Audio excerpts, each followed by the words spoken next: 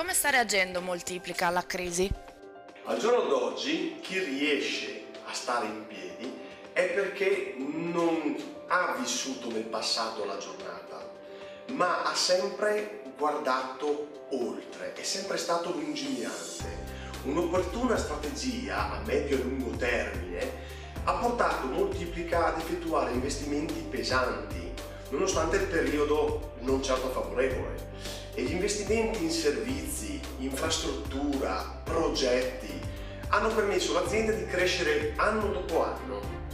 Tutto sommato, penso che la crisi sia per Moltiplica un'opportunità, in quanto si sta distinguendo veramente rispetto a tutti gli altri. Esprimi le prospettive future di Moltiplica. Sicuramente investimento continuo nel marketing, potenziamento dei servizi innovativi alle aziende, soddisfazione totale del cliente anche come fornitore unico, una continua crescita ed espansione in tutta Europa. Dimmi qualche aggettivo per descrivere la tua azienda.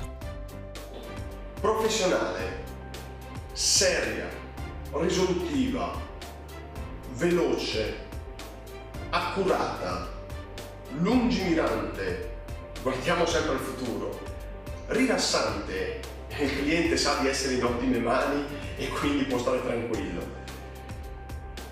presente, in quanto ci siamo sempre.